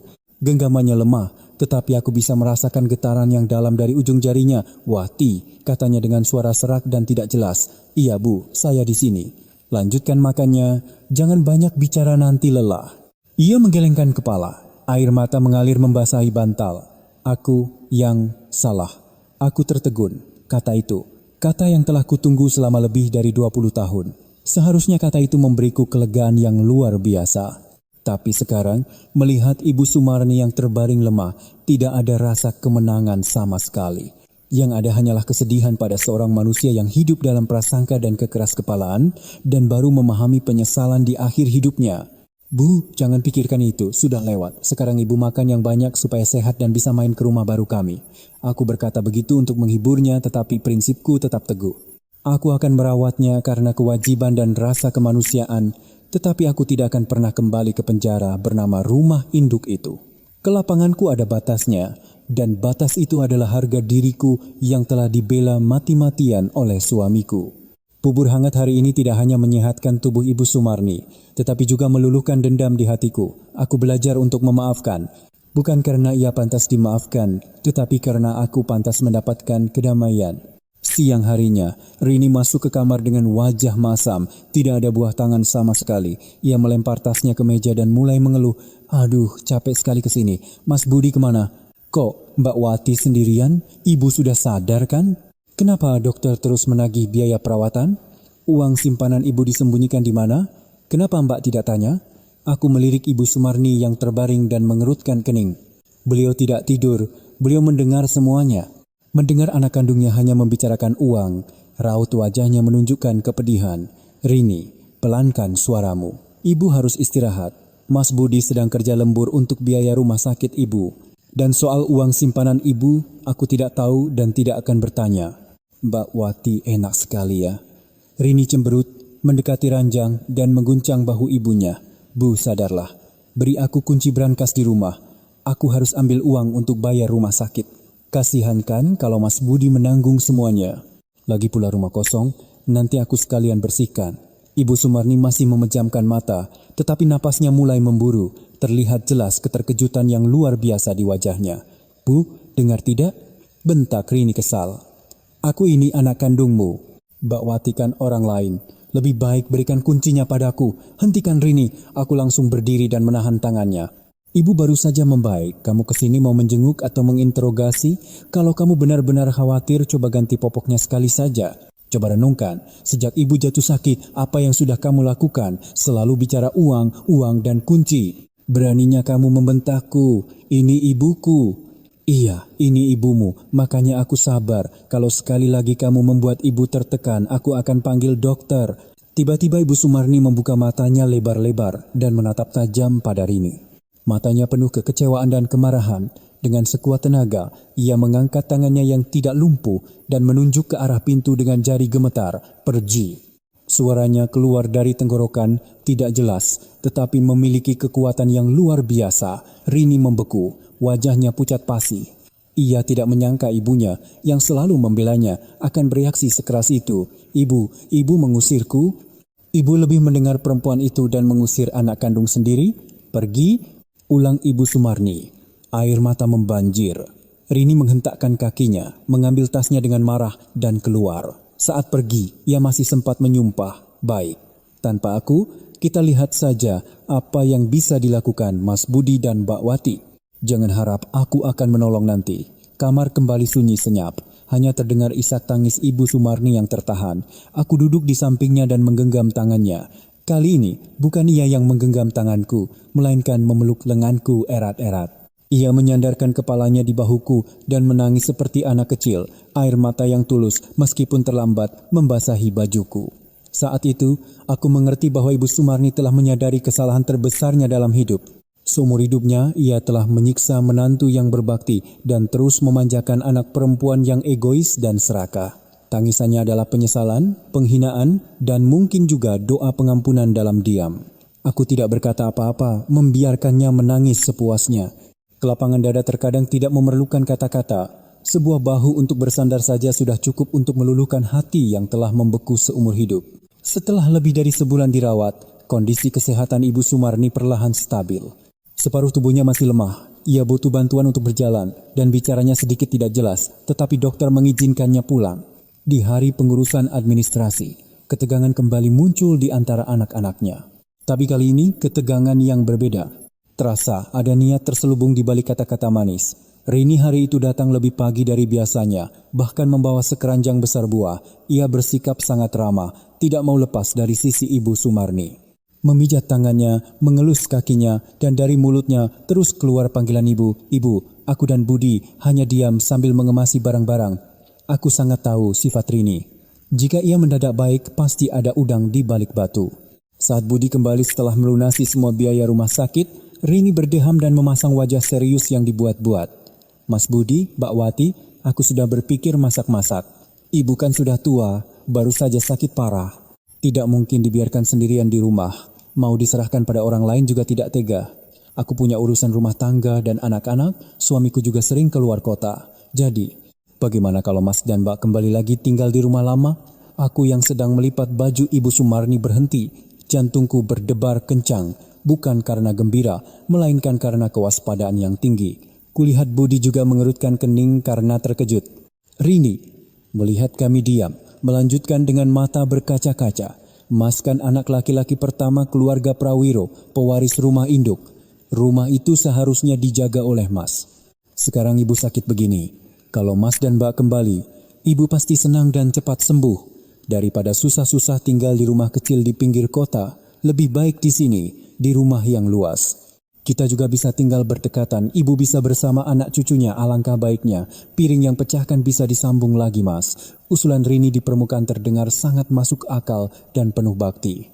Tapi aku bisa dengan jelas melihat perhitungan di baliknya. Ia takut dengan tanggung jawab merawat ibu yang lumpuh.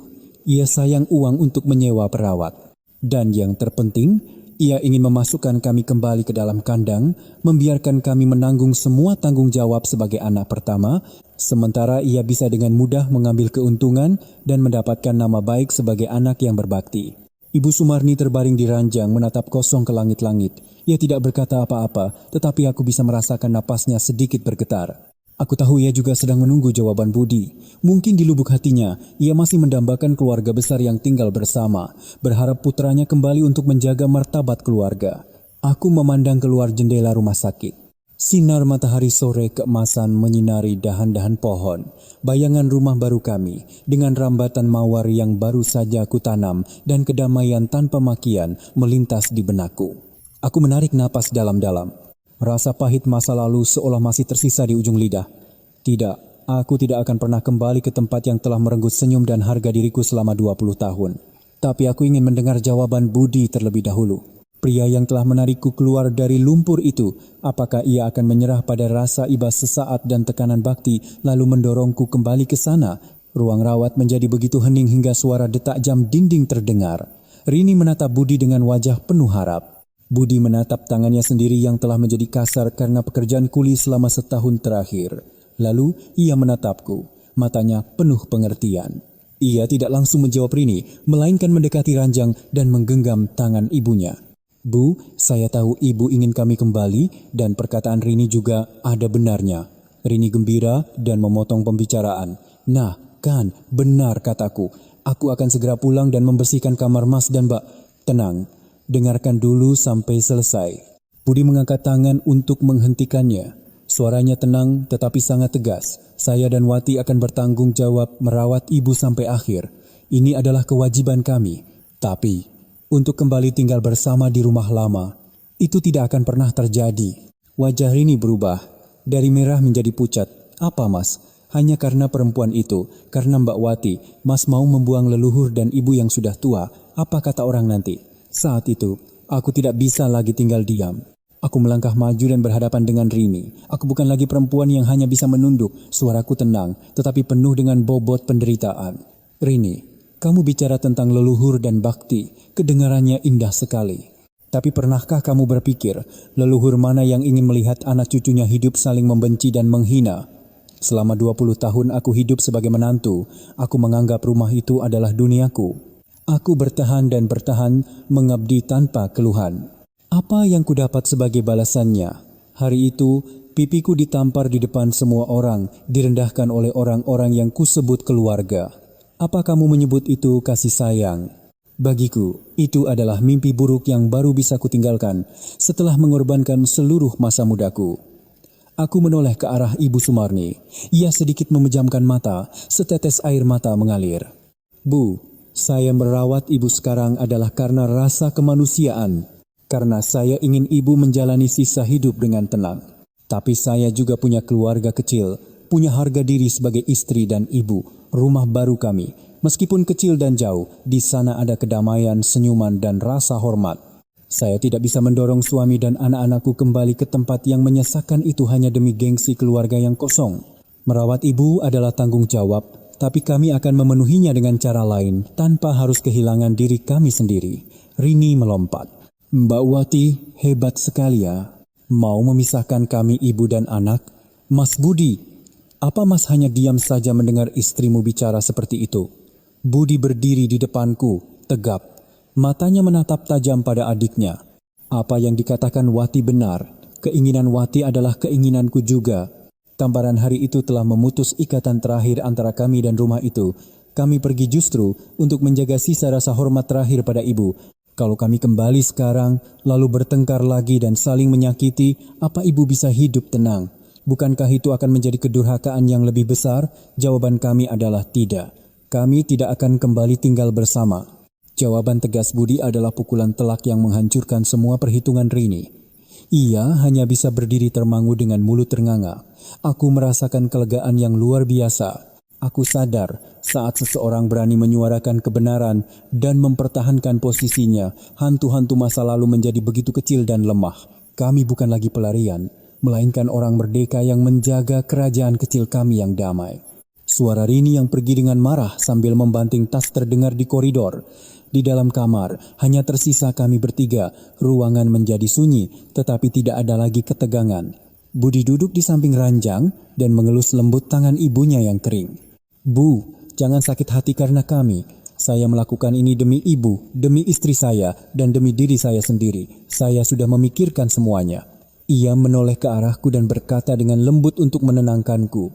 Aku tahu kamu banyak pikiran. Aku sudah bicara dengan paman dan para tetua. Ibu akan tetap tinggal di rumah lama. Kita akan menyewa seorang perawat profesional untuk merawatnya setiap hari. Biayanya akan kutanggung setengah, sisanya paman dan Rini. Setiap akhir pekan, kita sekeluarga akan datang menjenguk, memasakkan makanan enak, dan membersihkan rumah. Jika kondisinya memburuk, kita akan bergantian merawatnya semalaman. Aku mengangguk. Aku kagum pada kebijaksanaan suamiku. Rencananya memuaskan kedua belah pihak. Ia memenuhi baktinya sebagai anak, sekaligus menjaga ruang pribadi keluarga kami. Budi merendahkan suaranya, tetapi berkata dengan penuh penekanan. Dan soal Rini, aku juga sudah bicara tegas pada paman. Rumah dan tanah ibu, nanti jika ibu sudah tiada, harus dibagi rata antar saudara. Tidak, siapapun yang akan diwarisi ibu, itu hak ibu, tapi aku tidak akan meminta sejengkal pun tanah. Aku hanya ingin hidup damai di rumah yang kubangun dengan tanganku sendiri. Aku tidak akan membiarkan istriku dihina lagi, hanya karena beberapa petak sawah dan gengsi. Mendengar kata-kata itu, hidungku terasa panas. Pria yang seumur hidupnya hidup di bawah bayang-bayang ibu dan keluarganya, kini akhirnya benar-benar dewasa menjadi kepala keluarga yang bisa diandalkan. Ia tidak memilih jalan ekstrem dengan membuang ibunya, tidak juga memilih jalan lemah dengan kembali dan tunduk. Ia memilih jalan tengah, merencanakan hidup dengan akal sehat dan menyelesaikan konflik dengan cinta. Ibu Sumarni membuka matanya pelan. Kali ini tidak ada kemarahan atau tuntutan di matanya. Ia mengangguk sangat kecil, hampir tak terlihat. Tapi bagi kami, itu adalah tanda penerimaan. Mungkin setelah sakit dan melihat wajah asli Rini, ia sadar Bakti bukan tentang anak yang merawat di sampingnya, melainkan tentang rasa hormat dan cinta tulus yang datang dari hati. Bu, apakah ibu setuju? Tanya Budi pelan. Ibu Sumarni menggerakkan bibirnya. Ucapannya tidak jelas, tetapi suaranya terdengar. Lakukan sesukamu. Aku mendekat dan merapikan selimutnya. Bu, jangan khawatir. Istirahatlah dengan tenang di rumah. Saya sudah pesankan kasur anti luka dekubitus. Besok akan diantar. Akhir pekan nanti, saya bawakan sup iga kesukaan ibu. Semua urusan berjalan lancar. Budi memimpin semuanya, mulai dari menyewa perawat hingga membagi tanggung jawab dengan kerabat. Sikapnya yang tegas dan adil membuat Rini tidak bisa lagi berulah. Sore itu, kami melihat ambulans yang membawa Ibu Sumarni meninggalkan rumah sakit. Aku tidak ikut, membiarkan Budi dan Rini yang mengantarnya. Aku mengayuh sepedaku perlahan menuju rumah kami di pinggiran kota. Di atas jalan yang ditiup angin sepoi-sepoi, hatiku terasa sangat tenang. Aku telah memenuhi kewajiban tanpa kehilangan kebebasan. Aku telah menunjukkan kelapangan dada tanpa harus tunduk. Dan yang terpenting, aku tahu bahwa di bawah atap rumahku nanti akan selalu ada pilar kokoh yang menjaga kedamaianku. Jarak beberapa kilometer itu menjadi ruang vital yang menjaga sisa-sisa rasa hormat dan kasih sayang di keluarga Prawiro. Setelah sakit parah, rumah induk keluarga Prawiro terasa semakin sunyi. Suara daun kering yang bergesekan di halaman dan suara burung hantu dari kejauhan tidak lagi membuatku cemas seperti dulu. Sudah 2 minggu sejak Ibu Sumarni pulang ke rumah.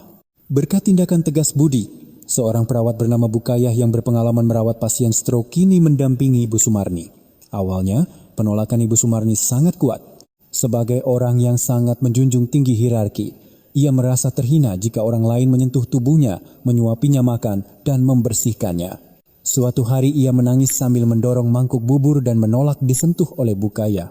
Rini seperti yang sudah diduga. Setelah beberapa hari pertama datang, begitu tahu ibunya rewel dan ia harus ikut membayar biaya perawat, ia mulai jarang datang dengan alasan sibuk. Kalaupun datang, ia hanya mengintip dari pintu dan berkata ketus, "Bu, sabar sedikit dong. Mas Budi dan Mbak Wati kan tidak di sini, apa yang dipusingkan? Harusnya bersyukur ada Bukayah yang mau merawat." Setelah itu ia buru-buru pergi dengan alasan sibuk, meninggalkan ibunya yang menatap punggungnya dengan mata basah. Sabtu di minggu itu, aku bangun pagi-pagi untuk menyiapkan masakan yang akan dibawa ke rumah lama. Aku memasak sup iga kesukaan Ibu Sumarni, juga tahu goreng dengan sambal kecap pedas. Saat aku masuk ke kamar, Bukayah sedang kesulitan membujuk Ibu Sumarni minum obat. "Biar saya bantu, Bu," kataku pelan sambil meletakkan rantang di meja. Ibu Sumarni melihatku, matanya sedikit berbinar, tetapi ia segera menunduk malu. Aku membantunya duduk dan menyandarkan bantal empuk di punggungnya. Aku menyendok sesendok kuah sup, meniupnya, lalu mendekatkannya ke mulut Ibu Sumarni. "Bu, coba ini. Iga sapinya segar sekali, teman saya yang kirim dari kampung." Ibu Sumarni perlahan meminum kuah sup itu. Rasa masakan menantunya yang sudah ia kenal selama 20 tahun seolah membangkitkan sisa-sisa semangat hidupnya. Ia berhasil menghabiskan setengah mangkuk. Kata Bukayah, kemarin seharian beliau tidak mau makan sama sekali. Setelah makan, saat aku sedang menyekat tangan Ibu Sumarni dengan handuk hangat, beliau menggerakkan bibirnya. Ucapannya sudah jauh lebih baik daripada saat di rumah sakit. "Wati."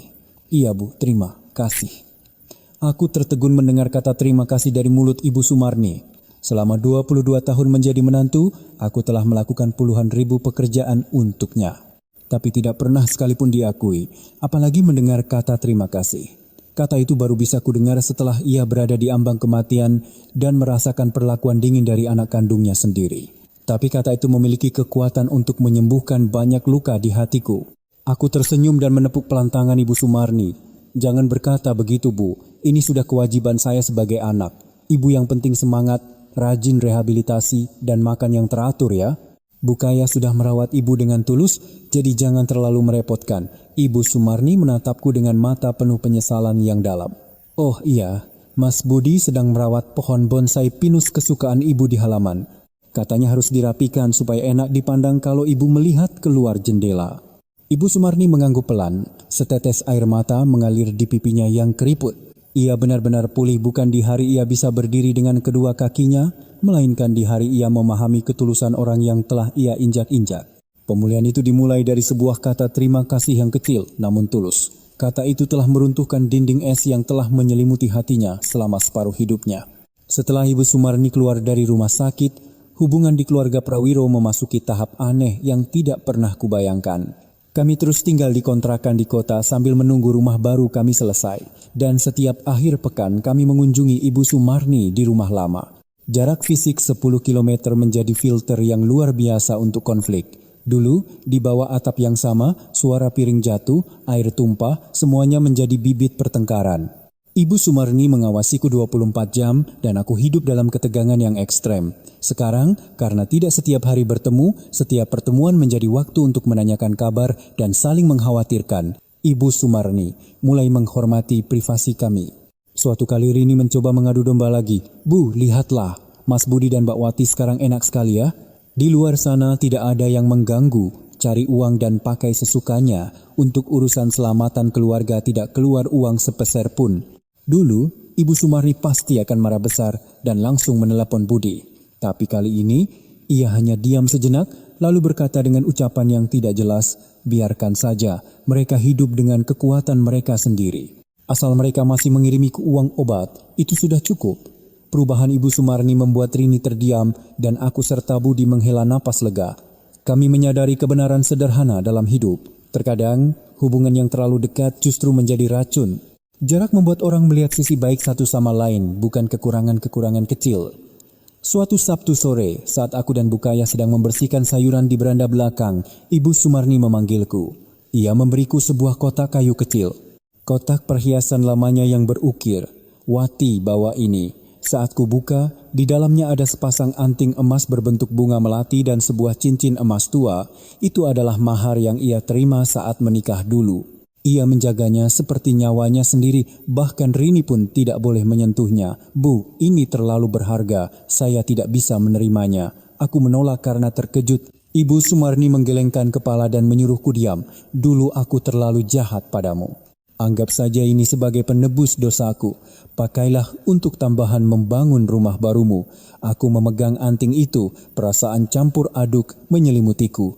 Aku tidak butuh perhiasan emas itu. Tapi perubahan hati Ibu Sumarni yang berharga. Ia mulai memikirkan menantunya, mulai mengakui pengorbananku. Meskipun harus dibayar dengan harga yang mahal, yaitu stroke dan perpisahan kami, benih rasa hormat akhirnya tumbuh. Terima kasih, Bu. Akan saya simpan baik-baik sebagai pemberian dari Ibu. Kami duduk bersama dalam keheningan sore yang hangat. Tidak ada lagi teriakan atau ketakutan, hanya kehangatan yang perlahan-lahan datang. Aku sadar, untuk mendapatkan rasa hormat, kami harus berani melangkah keluar. Jarak memberi Ibu Sumarni ruang untuk merenung dan memberiku ruang untuk membuktikan nilaiku tanpa campur tangan keluarga. Hubungan mertua dan menantu bukan lagi tentang balas dendam, melainkan tentang pemahaman antara dua wanita yang telah menghabiskan separuh hidup bersama. Setelah penantian panjang, rumah kecil kami di pinggiran kota akhirnya selesai. Hari itu adalah awal Desember yang cerah, angin kering berhembus di atas sawah-sawah yang telah selesai dipanen. Bau jerami yang dibakar menyebar wangi. Kami mengadakan syukuran pindahan yang sederhana. Hanya kerabat dari pihakku dan tetangga baru yang datang. Rumah mungil bercat krem itu tampak cerah di tengah halaman yang hijau. Budi setiap akhir pekan meluangkan waktu untuk membuat taman kecil yang sesuai dengan seleraku. Di depan pintu masuk, ia membuat pagar dari bambu agar rambatan mawar bisa tumbuh dan di pinggir jalan ia menanam bunga krokot warna-warni serta tanaman herbal yang wangi. Ibu, ayo lihat kamarku, bagus sekali. Ayu menarik tanganku ke kamarnya. Kamar putriku sederhana, tetapi ranjang kayu baru dan meja belajar kecil di dekat jendela bermandikan cahaya matahari. Agung juga akhirnya punya ruang sendiri. Melihat anak-anak bahagia, semua jerih payah menabung recehan dan kerja keras selama setahun terakhir terasa terbayar lunas. Tapi tempat favoritku adalah dapur. Dapur baru ini luas dengan jendela yang menghadap ke kebun sayur. Tidak ada lagi asap tungku yang menyesakkan, tidak ada lagi sumur keruh yang airnya harus dihemat setetes demi setetes. Di sini ada kompor gas baru yang mengkilap, wastafel bersih, dan yang terpenting, kebebasan untuk menata semuanya sesuka hatiku. Aku bisa memasak masakan asing tanpa ada yang mengomentari, bisa bersenandung sambil memasak. Wati, apa kita sedang bermimpi? Budi masuk ke dapur dan merangkul bahuku pelan. Aku menyandarkan kepala di dadanya, memandangi sinar matahari yang menari di atas daun pisang di luar jendela. Ini bukan mimpi, Mas. Ini nyata, rumah kita yang kita bangun dengan tangan kita sendiri. Budi mengeluarkan sebuah papan nama kayu kecil dari sakunya. Di sana terukir tulisan Gria Tentrem, Rumah Damai, hasil karyanya sendiri. Ia menggantungkan papan nama itu di bawah teras. Melihat tulisan itu, hidungku terasa panas. Hanya 2 kata, Rumah Damai, tetapi betapa banyak badai dan air mata yang harus kami lalui untuk mendapatkannya. Sore itu, aku menjemput Ibu Sumarni ke rumah baru kami. Ini adalah perjalanan jauh pertamanya sejak sakit. Budi mengendarai motor pelan-pelan dan Ibu Sumarni duduk di sespan yang telah dilapisi bantal empuk. Saat motor berhenti, Ibu Sumarni menatap rumah kecil kami dengan mata takjub. Ia dipapah masuk ke ruang tengah dan duduk di kursi rotan baru. Ia memandangi kehangatan dan kerapian di dalam rumah, lalu ia menatap taman yang dirawat Budi dengan sepenuh hati. Rumahnya bagus sekali, bisiknya dengan suara serak. Aku tersenyum dan menyajikan teh hangat yang wangi. Kami senang kalau ibu suka. Mulai sekarang, ibu harus sehat dan sesekali datang ke sini untuk menginap. Ibu Sumarni menggenggam tanganku. Tangannya yang keriput dan tua gemetar. Di rumah kecil ini tidak ada bayang-bayang adat kuno, tidak ada penindasan masa lalu. Hanya ada cinta dan rasa hormat yang meresap di setiap bata dan gentengnya. Ini bukan sekadar tempat berlindung dari hujan dan panas, melainkan benteng kebebasan yang kami menangkan melalui perjuangan. Di hari kami masuk ke rumah baru, aku tahu bahwa hidupku telah benar-benar membuka lembaran baru, lembaran yang dipenuhi sinar matahari dan aroma kedamaian sejati. Di pinggiran kota ini, sinar matahari bulan Desember terasa jauh lebih jernih. Cahayanya menembus sela-sela daun rambatan mawar di teras, menciptakan bintik-bintik kuning yang menari di atas lantai keramik krem yang bersih. Pagi ini, aku bangun dengan perasaan yang sama sekali berbeda. Tidak ada lagi ketergesa-gesaan untuk menyiapkan hidangan selamatan. Tidak ada lagi kesibukan menyalakan api untuk berjualan nasi uduk. Hari ini adalah hari untuk menyiapkan makan pertama yang sesungguhnya di rumahku sendiri. Dapur baru ini dipenuhi aroma kebebasan. Aku memotong daging samcan dan memasak babi hong. Aroma manis dan gurih dari saus karamel yang dibuat dari gula yang digosongkan menyebar. Aku membersihkan sayuran segar yang baru dipetik dari kebun yang masih berembun. Budi juga bangun pagi-pagi, mengelap perabotan rotan dan memandang keluar pintu seolah menunggu seseorang. Wati, lihat, penataanku bagus tidak? Budi masuk ke dapur membawa piring berisi babi hong yang telah ia tata berbentuk bunga dan tersenyum lebar. Aku memandang suamiku, melihat kerutan di sudut matanya merekah. Tidak ada lagi raut cemas seperti saat di rumah lama. Bagus sekali, Mas. Coba lihat anak-anak sudah siap atau belum. Sebentar lagi, waktunya menjemput ibu. Hari ini adalah hari kami mengundang Ibu Sumarni untuk makan siang bersama. Yang mengejutkan, Rini juga berkata akan ikut. Kudengar usahanya baru saja gagal dan ia terlilit utang. Suaminya sering memarahinya dan sifatnya menjadi jauh lebih lunak. Mungkin ia ingin kembali bergantung pada kelapangan dada kakaknya. Saat mobil yang membawa Ibu Sumarni berhenti di depan gerbang, aku dan anak-anak berlari menyambut. Ibu Sumarni duduk di kursi roda dan Budi dengan hati-hati membantunya turun. Penampilan Ibu Sumarni kali ini jauh lebih ceria, seperti orang yang baru pulang ke rumah setelah perjalanan jauh. Rini membawa bungkusan hadiah kecil dan masuk dengan canggung. Tidak ada lagi sikap angkuh seperti dulu.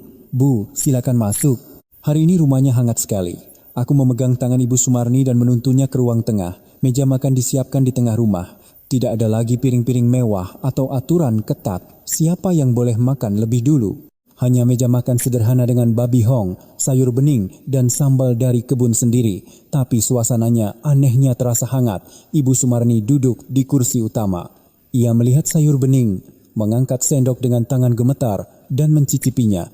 Ini baru masakan rumah. Rini menatap meja makan dan berkata pelan padaku, Mbak Wati, masakannya masih enak seperti dulu.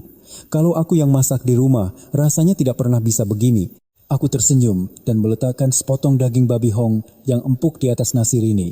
Makan yang banyak, Rini, semuanya dari kebun kita sendiri. Anak-anak juga makan yang banyak. Hari ini, lauknya kesukaan kalian semua. Suara sendok beradu dan tawa agung serta Ayu bercampur menjadi satu. Budi menuangkan teh wangi dan berkata, Bu, minum tehnya. Saat itu, aku sadar. Keharmonisan keluarga yang sejati bukan tentang tinggal bersama di rumah induk yang besar, melainkan tentang kebersamaan dalam hati yang saling menghormati. Jarak fisik memungkinkan kami untuk membuang duri-duri kami dan berhadapan dengan tulus. Makan siang sederhana di pinggiran kota ini terasa lebih manis daripada hidangan mewah manapun yang pernah kusiapkan selama 20 tahun terakhir. Ini adalah bukti bahwa cinta dan kelapangan dada bisa membangkitkan kembali hubungan yang telah layu dalam prasangka. Setelah makan siang, anak-anak mencuci piring dan mengajak Rini melihat rambatan mawar di halaman belakang. Di ruang tengah hanya tersisa aku, Budi, dan Ibu Sumarni. Sinar matahari sore masuk ke dalam ruangan, menciptakan suasana yang tenang dan nyaman. Ibu Sumarni duduk di kursi rotan, menatap kosong pada papan nama Gria Tentrem yang diukir Budi. Tiba-tiba ia memberi isyarat pada Budi, meminta dibantu untuk duduk tegak. Ia menatapku lama. Tatapannya mengandung emosi mendalam yang telah lama terpendam. Wati, kemarilah, duduk di sampingku. Aku mendekat dan duduk di kursi kecil di sampingnya. Ia menggenggam tanganku.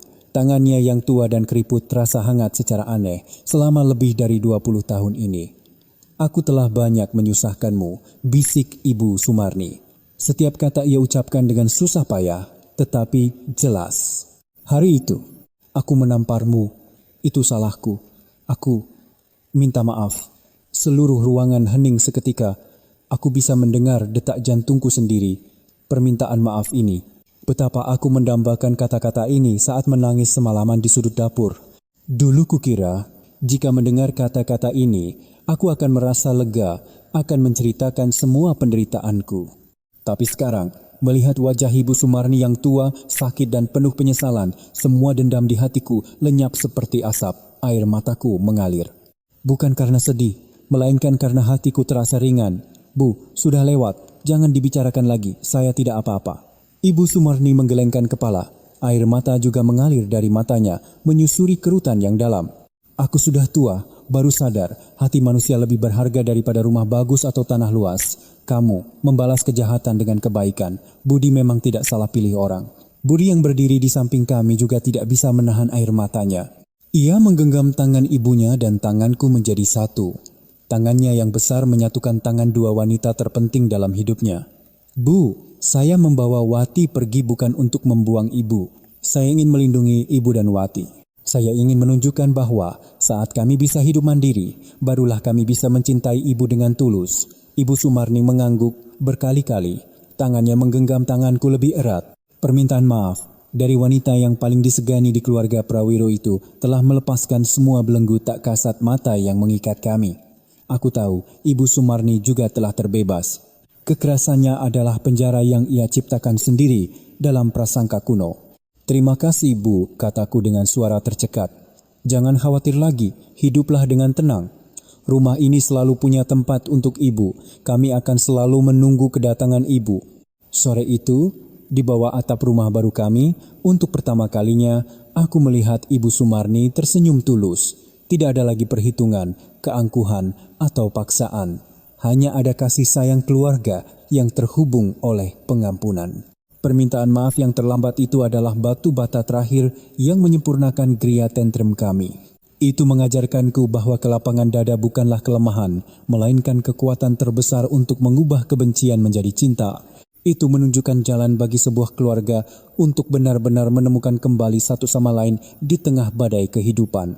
Waktu mengalir seperti air, tenang, namun tak terhentikan. Sudah 3 tahun sejak kami pindah ke rumah kecil di pinggiran kota ini. Waktu yang tidak lama, tetapi cukup bagi rambatan mawar di depan pintu untuk menutupi pagar dan mekar setiap musim. Cukup bagi luka di hati untuk sembuh dan kedamaian yang aneh untuk datang. Kini, kehidupan kami berdua bisa disimpulkan dalam 2 kata, tenang dan damai. Agung telah lulus kuliah dan bekerja sebagai insinyur di sebuah perusahaan besar di kota. Setiap bulan saat gajian, ia akan datang dengan motornya membawa oleh-oleh dan hadiah untuk kami sambil tersenyum.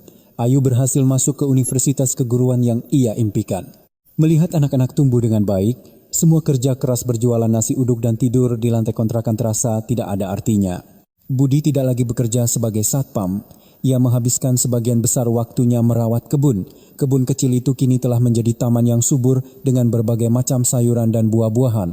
Ia membuat ayunan kayu di bawah pohon rindang dan sore hari kami akan minum teh bersama sambil memandangi matahari terbenam di ufuk barat. Wati, tahun ini pohon jeruknya berbuah banyak. Nanti saat Imlek kita bisa kirim teh jeruk yang enak untuk Ibu dan Rini, kata Budi bangga sambil merapikan dahan pohon. Aku duduk di teras, merajut untuk calon cucu kami dan tersenyum. Iya mas, sisakan yang paling besar ya. Akhir-akhir ini Rini juga sering menjenguk ibu. Sifatnya sudah jauh lebih lunak, kita juga harus baik padanya. Benar, sejak Ibu Sumarni sakit dan melihat kelapangan hati kami, Rini banyak berubah. Kegagalan usaha dan utang memberinya pelajaran mahal tentang pentingnya keluarga. Ia tidak lagi meremehkan kami dan sering datang meminta nasihat jika ada masalah. Kami menerimanya dengan tangan terbuka sebagai kakak dan ipar. Ibu Sumarni masih tinggal di rumah lama dengan perawatan bukaya. Kesehatannya tidak sekuat dulu, tetapi pikirannya sangat jernih. Setiap akhir pekan kami akan menjemputnya ke sini. Di hari-hari seperti itu, Ibu Sumarni suka duduk di ayunan, mendengarkan cerita Budi tentang tetangga dan memandangi aku memasak di dapur yang bermandikan cahaya matahari.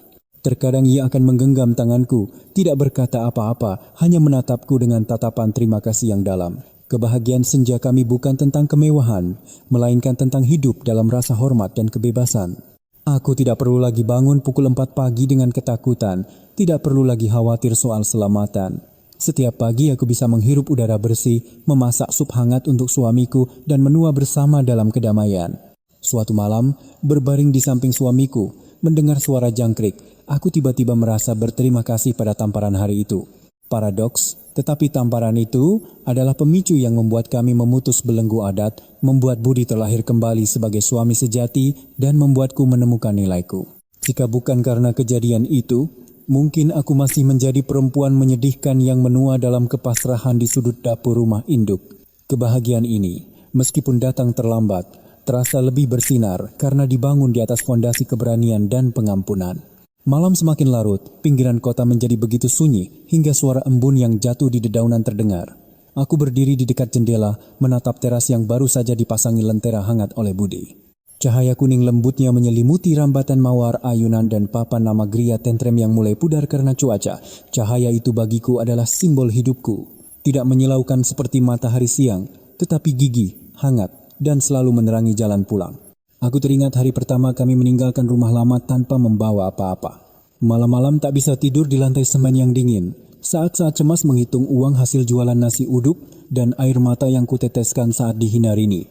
Semua kesulitan itu kini menjadi film lama yang jauh, yang setiap kali kutonton kembali membuatku sadar betapa berharganya saat ini.